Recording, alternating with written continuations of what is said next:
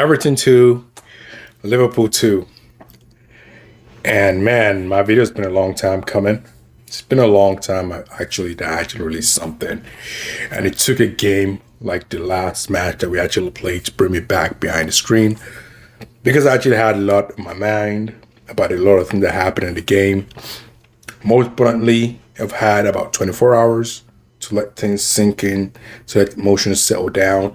So I don't actually have to go too much and say things I actually don't mean, in the spur of the moment, all that kind of stuff. So here are what I actually believe are the pros and cons of the entire game. First of all, from a football perspective, and of course, most importantly, from a Liverpool fan perspective, okay? So first of all, let's talk about the game itself. The game positively was a spectacle, okay? When you talk about derby, I can't remember the last time we actually witnessed a derby in that sort of light.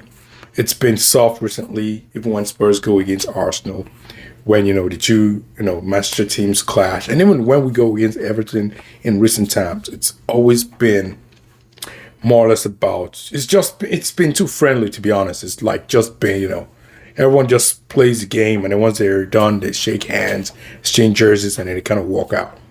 And then we just kind of like just hanging on to the term derby because of, the local rivalry between two teams of whatever city that is being concerned. But last night's game was, like, I was just dumbfounded by the end of the game, pretty much, because everything that actually happened, okay? The tackles, everything that happened, in fact, they got us playing the way we don't normally play. And even the end of the game brawl that actually happened afterwards was just kind of insane. I didn't know what to think. But, things actually unraveled. And of course, the ref showed himself. I'm not even going to call his name here just for, just because I don't want to give him that sort of like, I don't want to give him any sort of respect right now because they actually really pissed me off. But I'm going to go into it shortly, okay? Overall, it was a great game for neutrals, 9 minutes, whatever, all that kind of stuff. So yeah, the game kind of had everything, from skill, technique, grit, all that kind of stuff. But that's about it for me because you guys know, I am a Liverpool fan. I'm not just any football fan. So I'm going to focus on what I actually felt about the game overall, okay? Let's start with the first obvious thing here. The pros from Liverpool's perspective. Honestly, if I look at the 90 minutes, the whole game itself, I felt like the result was fair. 2-2. We didn't really create much. We're in our usual self. Like, check us against the Spurs, check us out against even teams like Forest, who actually still ended up getting the point against us. We created chances. This game, oh my word.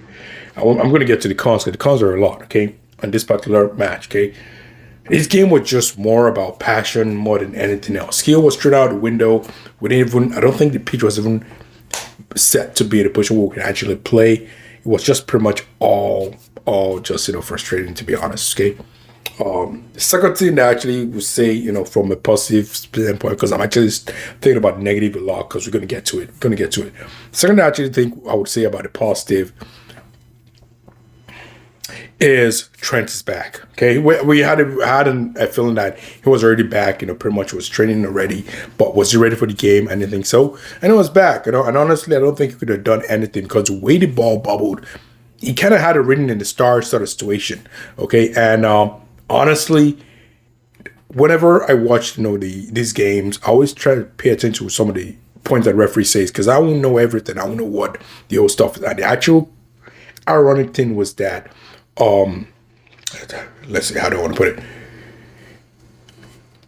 In the Goodison Park, we actually had the same amount of wins between the two teams. So it was kind of weird. Like, Liverpool had 41 wins, Everton had 41 wins, Goodison Park. Of course, Anfield's a different story, but it was kind of like even. And I was like, and the draws were like a lot. I think it was 47 at the time. And I was like, who was going to take bragging rights home? And I just felt like, this is Everton's last game. If I look at, the sort of like narrative that I can actually add to it, I would say from an Everton standpoint, it's their turf. It's your final game. They probably want to end up with a win. All right. But at the same time, they're also the inferior team. No disrespect to them. They actually are the inferior team to Liverpool. And you can tell by the final whistle how the team meant more to them than they actually did to us, right? But I'm not trying to throw any shade. It's just the way it is. We're going for the title. They're going for it. They're trying to survive right now. That's pretty much it, right? But what I'm trying to say is that even a draw would have seemed like a wonderful result for them, right? To sort of end it in a note. But for Liverpool, when I thought about narrative, I thought about how they were throwing chants at us last season, how they said that we kind of lost the league, the race to the title on their turf. And I kind of was like, you know what, it was time for us to make some revenge. Let's hit them where it hurts. The final game, let's get that final win against them. And we're actually pretty much there. Pretty much there, of course. The ref had to do his thing. They're getting to it. That's actually part of my negative. But pretty much overall, it was just a neutral fans sort of game. That's where the positive ends, okay? Neutral fans sort of game. If I want to look at players prospectively, Nunes Hodo play for the Salah goal was amazing. Salah's finishing is just cold, man. Palmer's cold is not up to Salah's cold right now. But let's just get him out of the way, okay? But what else would I say is a positive here in the entire game? Honestly, I think that's it. Just going to go to negative real quick. I'm not even wasting my time. With the negatives, I'm going to start from what I can actually remember, what comes to my head as close as I can. Luis Diaz. Oh my God. Luis Diaz was pissing me off the entire game. His fouling was stupid. He doesn't even foul in a disguised manner. He just kind of goes and just throws it out there, and it's very frustrating. He was dribbling like as if his head was in his ass. I'm sorry, but that's what it was. And he's done it for the past 2-3 games now. He's pissing me off. But I love the dude. I love the lad. I think he's our best left winger when he plays with his head. But of course, our effective left winger is still Gakpo. It's just whatever. And speaking of Gakpo, he was trash in that day too. He was running to blocks. He wasn't dribbling straight. He was just eager to shoot. Salah, obviously, Salah, but not his usual self. I know a lot of people have been throwing shades and saying that, he's not doing much, and it just pops up and just throws a winner, throws a goal and an assist, but that's not true. If you watch him closely, he's doing stuff. But in this game, yeah, he was anonymous. I think Bray White had him for the most part of the game. Obviously, he was being double teamed and all that kind of stuff. As you can tell by the clash, what I'm getting to as well. But let's go back. Let's keep going back. Let's go back. Szoboszlai was just running about, man.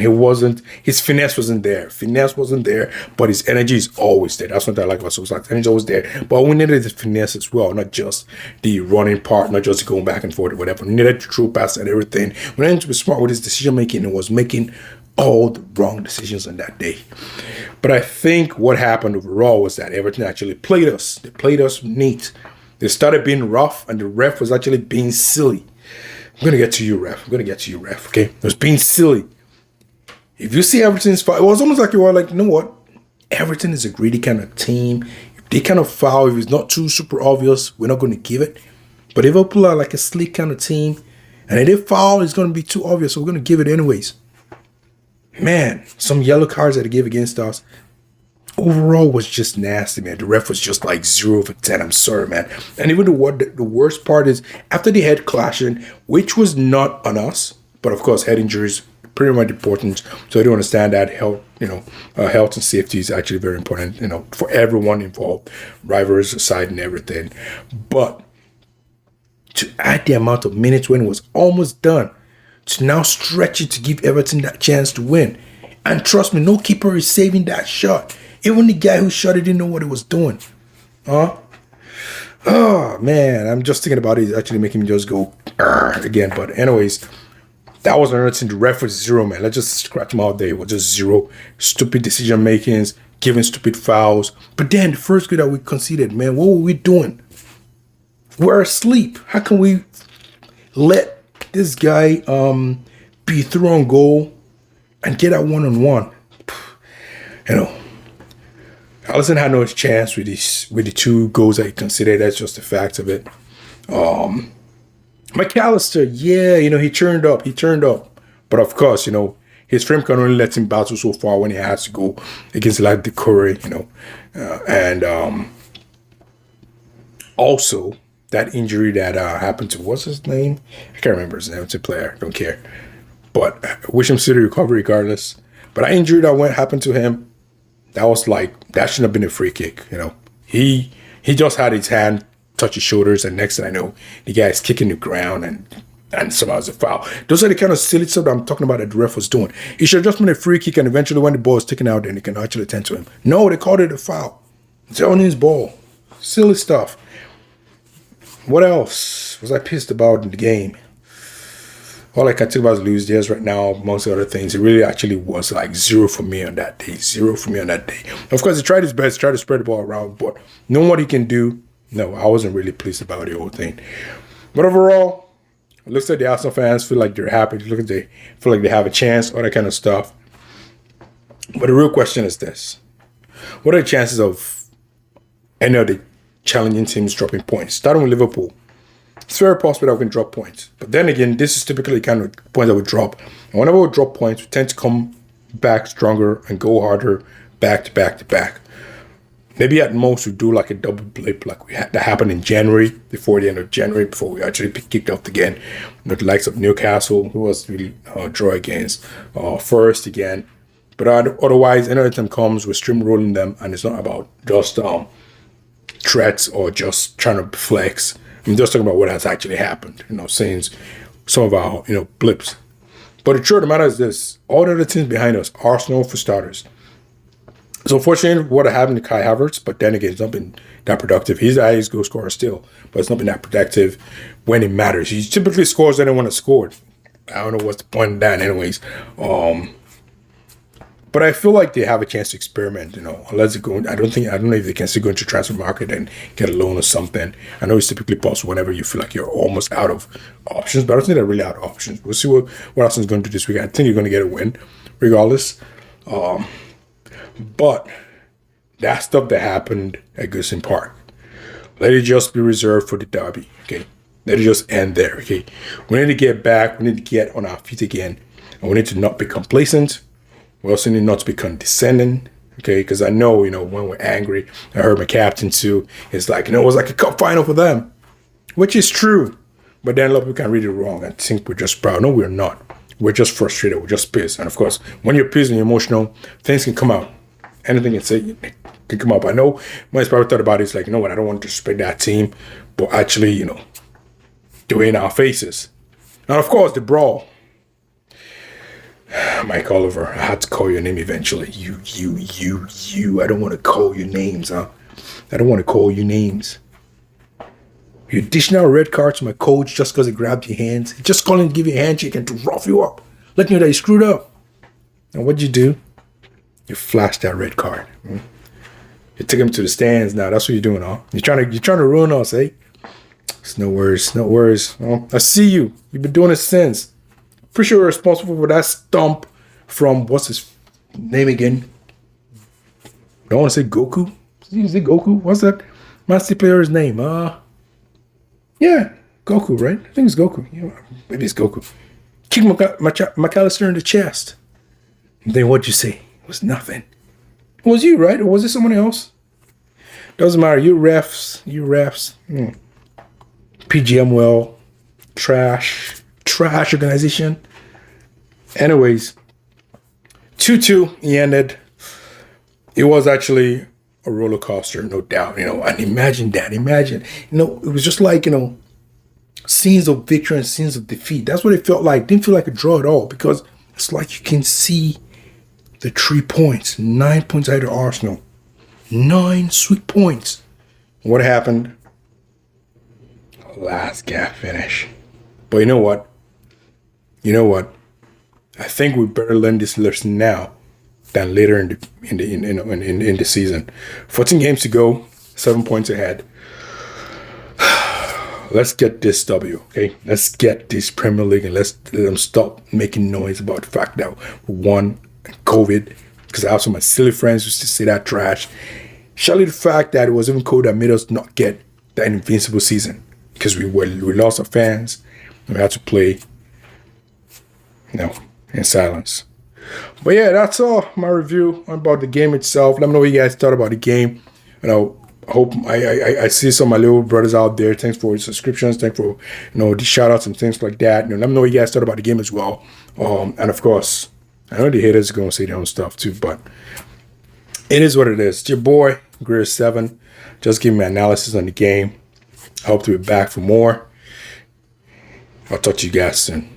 Peace.